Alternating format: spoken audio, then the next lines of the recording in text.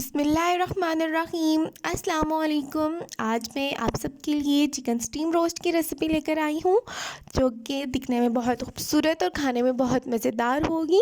سردیوں کے اس خوبصورت موسم میں ہم سب کا ہی دل چاہتا ہے کہ کچھ تیکھا کھانے کا ہو، کچھ مزیدار سا ہو، تو ضرور ٹرائی کیجئے گا۔ بہت سے لوگوں کا یہ مسئلہ ہوتا ہے کہ وہ کہتے ہیں کہ گوشت سخت ہو جاتا ہے، اندر سے صحیح سے پکتا نہیں ہے، تو اس سب کا ریزن میں آپ کو بتاؤں گی ویڈیو میں۔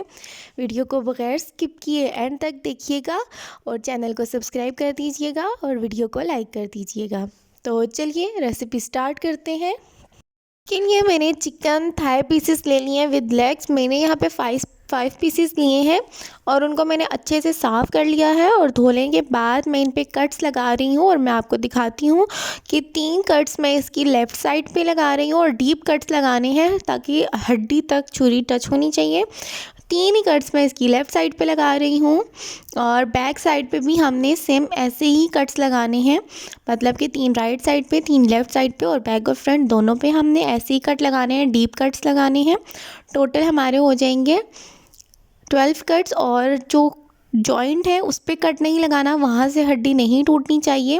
اس طرح سے گہرے کٹ لگانے کے بعد سب پیسز کو ہم نے ایک باؤل لینا ہے بڑا، اس پہ میں 1 کپ سرکہ شامل کر رہی ہوں، 1 چمچ میں لہسن ادرک کا پیسٹ شامل کر رہی ہوں، اور 1 بڑا چمچ ہی میں اس میں نمک شامل کر رہی ہوں، اور یہ سب میں اچھے سے مکس کر لوں گی۔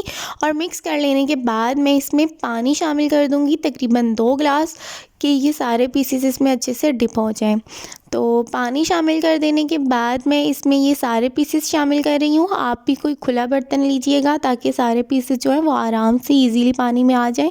اس سے ایک تو یہ ہوگا کہ چکن مزید اچھا صاف ہو جائے گا، جو اس میں خون وغیرہ ہوگا وہ ختم ہو جائے گا، اور دوسرا یہ جب پکے گا تو یہ اندر سے نرم ہوگا، اندر سے جو گوشت ہوگا وہ سخت نہیں ہوگا، وہ نرم ہوگا، جوسی ہوگا، تو سرکے میں ڈپ کر کے رکھنے سے۔ تو اس میں آپ کے پاس اگر ٹائم کم ہے تو آپ اسے کم سے کم بھی 30 منٹس، آدھا گھنٹہ اس کو ڈپ رکھیں پانی میں، نہیں تو آپ 1 گھنٹہ بھی رکھ سکتے ہیں، ویل اینڈ گڈ۔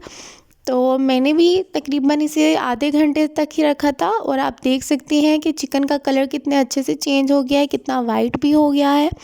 تو اب میں یہ سارے جو ہیں وہ خشک کر لوں گی، نکال لوں گی پانی سے، اور اب میں دوسری طرف اس کی میرینیشن تیار کر رہی ہوں۔ اس کے میں نے 1 پاؤ دہی لے لیا۔ دہی جو ہے وہ گاڑھا لیجئے گا، پتلا دہی نہیں لیجئے گا، اور دہی میں میں نے 1 چمچ نمک، 1 بڑا چمچ کٹی ہوئی لال مرچ، 1 چمچ کالی مرچ کا پاؤڈر، 1 چمچ زیرہ جس کو میں نے اپنی ہتھیلی پر مسل لیا، اور 2 بڑا چمچ میں نے چکن تندوری مسالہ، اور 1 چمچ سرکہ، اور 2 بڑا چمچ میں نے اس میں لہسن ادرک کا پیسٹ شامل کر لیا۔ اس سب کو شامل کر دینے کے بعد میں تھوڑا سا اسے مکس کر دوں گی، ہلکا سا، اور ہلکا سا مکس کر لینے کے بعد میں اس میں 1 بڑا چمچ کیچپ کا شامل کر لوں گی، اور اس کے کلر کو انہینس کرنے کے لیے، تھوڑا خوبصورت دکھنے کے لیے، میں نے اس میں 1 چمچ ریڈ فوڈ کلر شامل کر دیا، اورنج یا جو بھی آپ کے پاس ہو وہ ڈال دیجیے گا، اور اس کو آپ اسکپ بھی کر سکتے ہیں۔ اور اب میں اس سب کو اچھے سے مکس کر رہی ہوں ہینڈ بیٹر کے ساتھ۔ تھوڑا سا میں اسے اچھا سا مکس کرنا چاہ رہی تھی تو میں نے ہینڈ بیٹر کا استعمال کر لیا، اور اس سے میں اسے اچھے سے مکس کر لوں گی، اور دیکھ سکتے ہیں کتنا اچھا سا مکسچر تیار ہو چکا ہے۔ تو اب میں اس میں چکن پیسز شامل کر دوں گی 1 بائی 1 کر کے۔ تو 1 بائی 1 کر کے میں اس میں چکن پیسز شامل کروں گی، اور ہاتھوں کی مدد سے میں ان پہ اچھے سے یہ سارا مسالہ لگا لوں گی تاکہ اندر تک لگ جائے۔ اندر تک ہم نے اس کو مسالہ لگانا ہے، جو کٹس لگائے تھے نا ان کٹس کے بھی اندر تک اچھے سے اس میں مسالہ لگانا ہے۔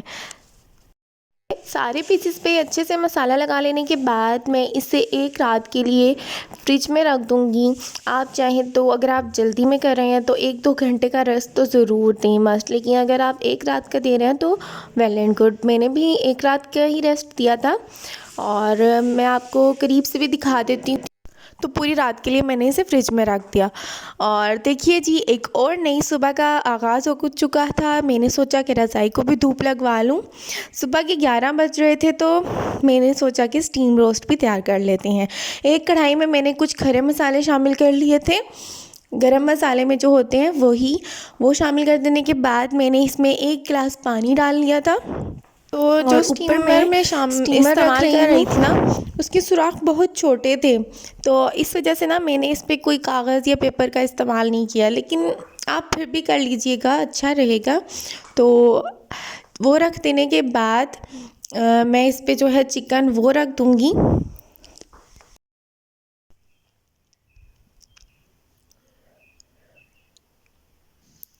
کچھ اس طرح سے میں نے چکن کے 4 پیسز کو سیٹ کیا، اور اس پہ میں نے سفید تل کچھ گارنش کر دیے خوبصورت دکھنے کے لیے، اور جو ایک پیس رہ گیا تھا نا اس کو بھی میں نے ایڈجسٹ کر کے اس کے اوپر بھی تل ڈال دیے۔